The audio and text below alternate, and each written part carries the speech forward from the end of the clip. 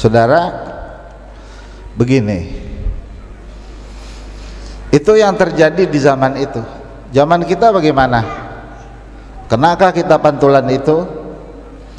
Dengerin, ini malam kita baca maulid berikut haul Kong Haji Madun, betul kan? Berikut juga haul Nyatua Dijah, sekaligus Kong Haji Madun sama Nyatua Dijah. Dulu kalau kita lagi acara begini, dia duduk sini nih, Kong Haji Madun manggil kita, lu sini, kita salaman, cium tangan. Dia udah pulang duluan. Ntar dia kita pulang maulid, temu lagi sama Nyadijah, kita cium tangan. Orang tua kita itu, nyatua saya. Ya Kong Haji Madun ya, engkong saya, nyatua Nyadijah, nyatua saya. Karena udah nggak ada di alam barzah. Dengar, kalau kita baca maulid Nabi dalam peringatan haul, saudara, saya kasih tahu, terangnya Nabi Muhammad sampai ke kubur Kong Haji Madun. Gitu. Terangnya cahaya dari Nabi Muhammad bisa sampai ke kubur Nyai Dijah. Gitu. Paham nggak, saudara? Sampai ke situ. Kenapa? Sebab Rasulullah mah anta nurun, anta syamsun, anta badrun, anta nurun fawqa nuri. Engkau cahaya di atas cahaya. Artinya bahwa cahaya Nabi Muhammad itu pengaruhnya, saudara, bisa sampai orang ke alam barzah. Saat seorang anak manusia yang ingin bakti kepada orang tuanya, kemudian dia bacakan maulid di rumahnya, maka saudara biar tahu bahwa cahaya Nabi Muhammad saat dibacakan itu maulid sampai ke alam kubur orang tuanya, dan Allah Ta'ala angkat siksa orang tua berkat Rasulullah Sallallahu Alaihi Wasallam. Saya mau tanya di sini, yang babanya udah pada mati, ada nggak? Ada ya? Atau yang nyanyi udah pada mati? Ada kan? Ada. Terus yang emaknya mati, bapaknya mati, yang di rumahnya pakai muludan, ada nggak yang rumahnya dibuat muludan, yang keliling? Ada kan? Ada juga yang ogah kan? Saudara bakal nyesel kalau rumah saudara nggak pernah dimaulidin. Saya kasih tahu. Kenapa? Sebab dia seolah nolak kedatangan Rasulullah. Nabi mau datang dia ogah, takut nanti susah katanya. Gua kalau muludan nanti gua susah. Karena lu ngomong begitu, dicatat lu bakal susah. Tapi pada kenyataannya orang yang bikin maulid di rumahnya, saudara, berkah. Insya Allah Allah berikan keberkahan karena kecintaan dengan Rasulullah Sallallahu Alaihi Wasallam. Saudara, nggak pernah dalam sejarah, saya ngomong kepanjangan nih kali, apa ya? Kata Cing Sadi tadi, omel-omelin baik, lah salah apa bocah omelin baik. Orang-orang salah orang apa? Mudah-mudahan omongan saya kedenger, kerekam, kebawa, walau sambil santai, biar ada di dalam hatinya. Bari ngerokok boleh, bebas sama saya mah. Berapa itu urusan masing-masing, kan masing-masing ada amal, ada yang ngitung. Malaikat juga orang bakal kesalahan, ya lo kan ada yang mabok, kita yang diseksa, kan begitu. Nih nggak pernah, saudara, terjadi dalam sejarah begini, nggak pernah. Waktu Nabi dilahirkan,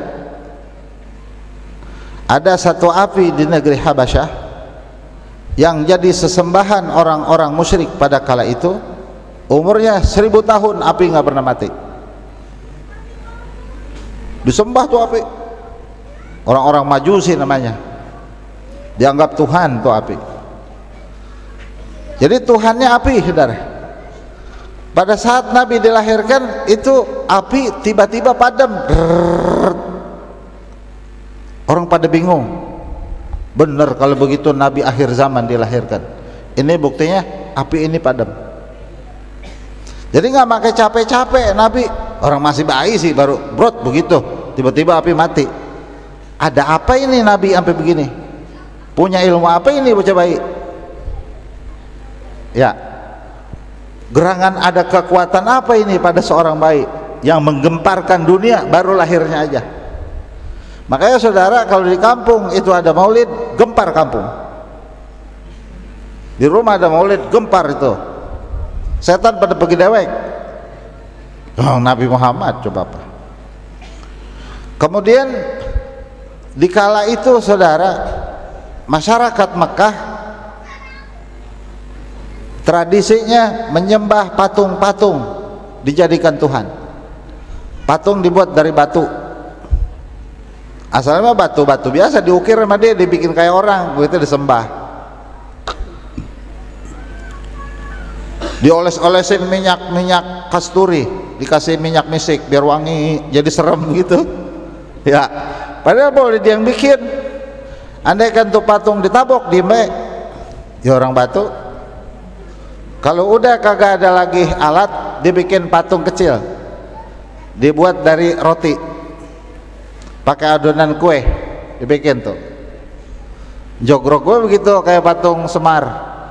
Ntar kalau dia lapar, digeragot deh pipinya. Itu Tuhannya kagak ngomong kagak ngapa, ya orang zaman jahiliyah, bego namanya. Pada saat Nabi dilahirkan, saudara, semua patung rubuh. Yang ada di Ka'bah itu ada 313 patung. 313 di Ka'bah. Saat Rasul dilahirkan, semua patung rubuh, bruk, habis. Makanya orang yang paling dia takutkan, saudara, orang-orang kafir yang paling ditakutkan ketika terkomandangkan kata ya Rasulullah salamun alaik ya rafi'a syani wa daraji. Makanya kita bikin maulid di kampung kita ini, kampung apa namanya, maulid keliling, biar hal-hal yang tidak baik Allah Ta'ala singkirkan. Paham ya? Di hati kita saudara kadang ada patung, di mana patung itu lebih kita hormati dibanding Allah Ta'ala, lebih kita takut dibanding Allah Ta'ala. Apa tuh di hati kita itu patung? Segala sesuatu yang kita lebih takutkan dibanding Allah Ta'ala, maka itu patung namanya, itu berhala. Apa dia? Dunia kita takut. Tiga susah, kan dunia itu namanya, ya, tiga belangsak. Nggak pernah ngalamin rasa takut seperti itu kepada Allah Ta'ala. Sama Allah orang begitu, orang suka lama dunia begitu. Oh, ini berhala berarti. Kalau saudara di hati kita itu masuk kebesaran Nabi Muhammad, maka rasa itu akan hilang, karena itu berhala. Sebagaimana saat Rasulullah dilahirkan, berhala-berhala itu runtuh, maka bila di hati kita ada sesuatu yang kita agungkan selain Allah Ta'ala, saat Nabi Muhammad ada di dalam hati kita, maka dengan sendirinya dia akan runtuh. Itulah keberkahan Rasulullah. Kedua saudara, syahwat kita, nafsu, ambisi, pengen anu. Ini karena nggak ada Rasul di punya hati.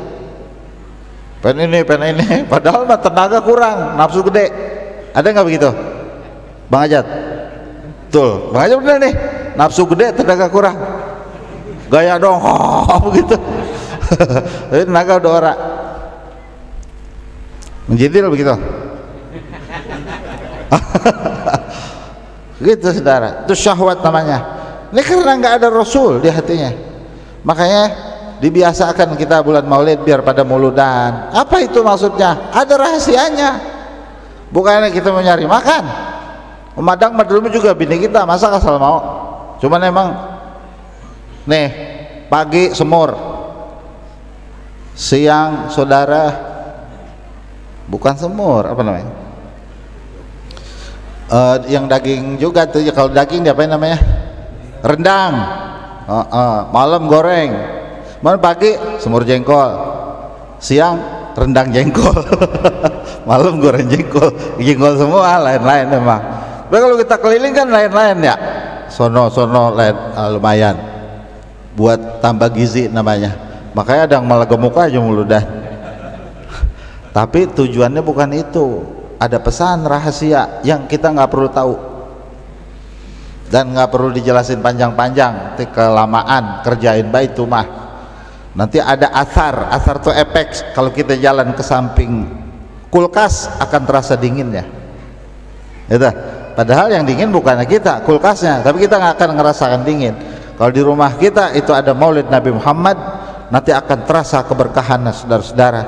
Biar segala keagungan selain Allah Ta'ala di rumah kita itu dapat terhapuskan berkat Rasulullah Shallallahu Alaihi Wasallam, agar ada muncul rasa cinta kepada Nabi Muhammad. Asal muncul rasa cinta itu pada Rasulullah, saudara-saudara sekalian, akan berpengaruh kepada anak-anak kita nantinya. Gitu, anak kita jadi orang soleh, mau nggak gitu?